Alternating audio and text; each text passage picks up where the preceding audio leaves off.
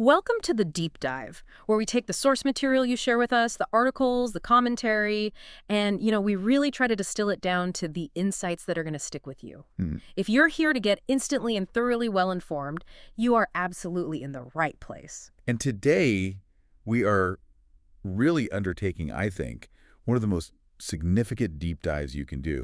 We're looking at the moment of ultimate betrayal. Right. Our sources are centered on a verse-by-verse analysis of John chapter 13, verses 21 through 30.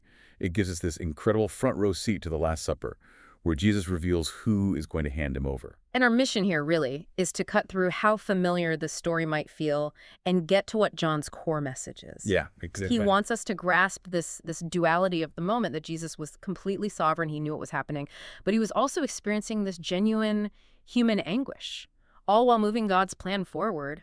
And just to set the scene really quickly before we jump in, Jesus has just washed the disciples' feet, an act of just incredible servant leadership. The job of the lowest servant, right? The lowest. And he did it for all 12 men, including Judas. And even then, he was already laying the groundwork, quoting from the Psalms. "He who ate my bread has lifted his heel against me." He knew. And what's so crucial to get is just how universal this pain is. I mean, betrayal is maybe the most human of all tragedies. Our source material actually used a parallel that, well, it surprised me, the Disney movie Frozen. It's surprisingly effective, isn't it? You got Princess Anna, who's just desperate for connection, and she instantly bonds with Prince Hans. Oh yeah, they're finishing each other's sentences, the whole cliche. The whole thing. She trusts him completely, but then, when she is literally at death's door and needs his help, we find out his motive was never love. It was all about prestige, power, and wealth. A complete betrayal. And that dynamic, the person who is closest to you, who shares your life, turning out to be your enemy, that's something everyone just instantly understands. Now, just apply that feeling to Judas, who wasn't a confidant for a weekend. This was 3 solid years of sharing every single aspect of life together. That's the stage John is setting. Okay, so let's unpack this moment, starting with verse 21. Jesus makes this just shocking prediction. Truly, truly, I say to you, one of you will betray me. But right before he says that, John gives us this detail. Jesus was troubled in his spirit.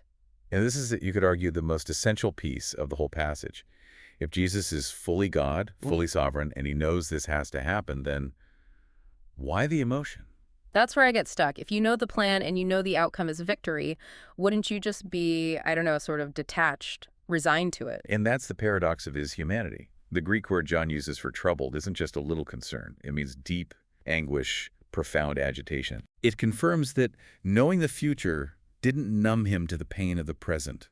He felt the weight of it, the evil of the act, the coming suffering, and just the heartbreak of a friend's failure. This wasn't apathy. It was real sorrow, even while he was in complete control. So it's not resignation, it's resolve. It's feeling the full, authentic pain, but still moving forward with God's will. Precisely. And now contrast that with the disciples' reaction in the very next verse.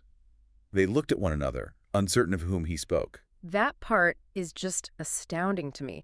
They don't immediately point fingers. They don't look at the one guy who's always causing trouble. They are genuinely baffled. Think about the level of deception that takes. I mean, these guys were living in each other's pockets for 3 years. Every social filter is gone when you travel and eat together that long. Right. And Judas was so good at the external performance, doing his duties, managing the money, that his spiritual brothers, the men who knew him best, couldn't spot the fraud. It just wasn't obvious at all. The contrast is just so stark. Jesus is troubled, but completely aware. The disciples are completely unaware of the person sitting right next to them. And this tension leads us right into the revelation itself, which involves a character who really tries to downplay his own role. We're now at John, the author of the gospel. He never actually uses his own name. He always calls himself the disciple whom Jesus loved. Which is such a powerful way to frame it. It is. And our sources say this is a key strategy. He's minimizing his own ego to shift all the attention onto Jesus, the one doing the loving. He wants his identity to be defined by the love he received. And he's in the perfect spot at the table to mediate this. Because you have Simon Peter, who wants the answer now. Oh, court. And he motions to John, who's reclining right next to Jesus, basically telling him, you ask him. Peter is always about passion and urgency. He wants action. So John leans back against Jesus's chest, which was a position of real intimacy at a Roman-style feast. And he asked the question, Lord, who is it? No, this is the moment. If Jesus wanted to expose Judas publicly, to stop it all, he could have just said, it's Judas Iscariot. Boom. But he doesn't do that. No. He gives an action instead. A deliberate, subtle, and profoundly symbolic action. He says, "It is he to whom I will give this morsel of bread when I have dipped it." Let's really zero in on this, because just dipping a piece of bread, the sop, and handing it over, that is just loaded with cultural meaning, isn't it? Especially at a Passover meal. Oh, absolutely. In that culture, for the host to dip a morsel of food and hand it directly to a guest, that was the highest act of honor you could show. The highest. You reserved it for your most distinguished, most respected guest. It was a visible sign of favor, of kinship, of loyalty. So in the very last moment, Jesus doesn't expose him, he honors him. Exactly. It's the ultimate act of grace. It's an invitation to the new covenant, an offer of community, even to the one he knows is about to hand him over to be killed. Judas could have received that and repented. Jesus offered grace. But taking that morsel with that evil intent in his heart, that was the final rejection. It just confirmed his hardened heart. That level of grace it's just overwhelming to think about. What happens next in verse 27 is honestly terrifying. The moment Judas takes that bread, the text says, then after he had taken the morsel, Satan entered him. Just like that. It's the direct consequence of rejecting that divine grace.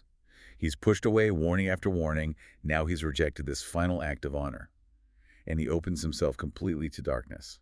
The choice is sealed. And Jesus, knowing the clock is ticking, says, what you are going to do quickly. He's moving the plan forward himself. He is. But again, the disciples just have no idea what's going on. John says no one at the table, maybe except him, understood the command. They completely missed it. Their minds are still on, practical, ordinary things. They thought he was running an errand or something. Pretty much.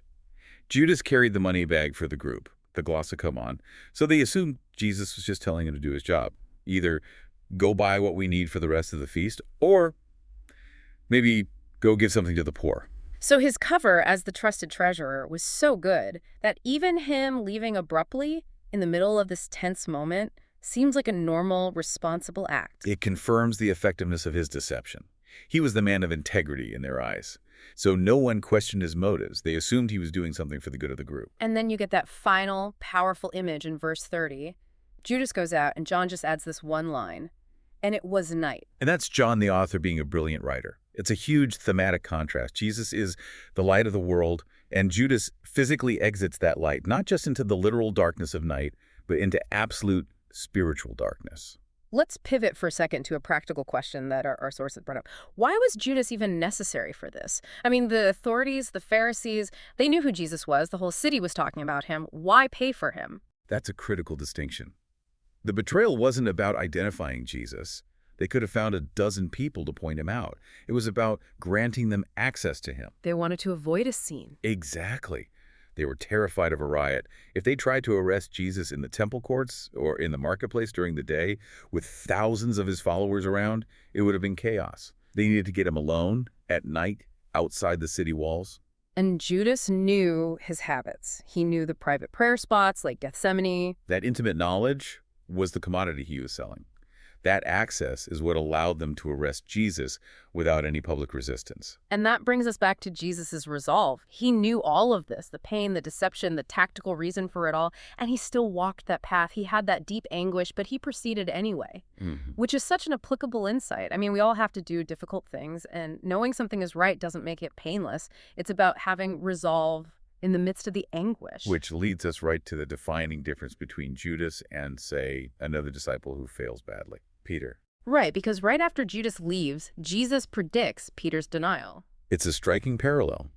Peter probably felt a little smug after Judas left, thinking, well, at least I'm loyal.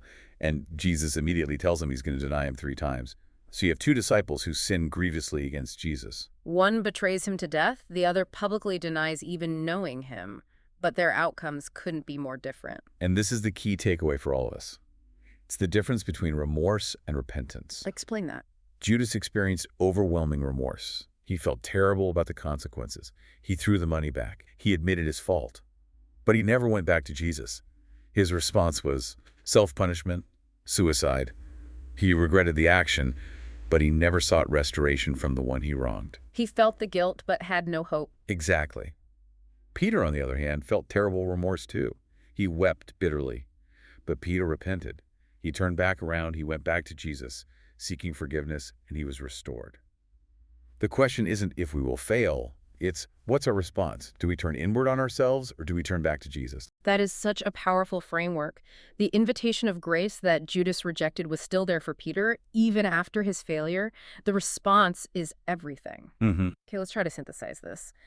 John's goal in this short passage seems to be highlighting the radical difference between Jesus and his closest followers. Right, we saw three core differences. Yeah. First, Jesus was troubled. He felt that deep anguish, but he was absolutely not surprised. He knew what was happening. Second, he offered grace right up to the very end, that act of honor with the bread, but that grace was tragically rejected. And third, Jesus is the light, and Judas chose, literally, to walk out of the light and into the darkness, a final confirmation of his choice. And as we close out, here's a final thought for you to carry with you. The disciples, the men who lived and ate with Judas every single day for 3 years, were completely fooled by his external performance. They couldn't spot the betrayer in their own midst. So what does that tell you about the difficulty of truly knowing another person's heart? In a world where so much is curated and performed, especially online, what tools do you use to tell the difference between genuine faith and just a very successful deception? A vital question. Thank you for joining us for the deep dive. We'll see you next time.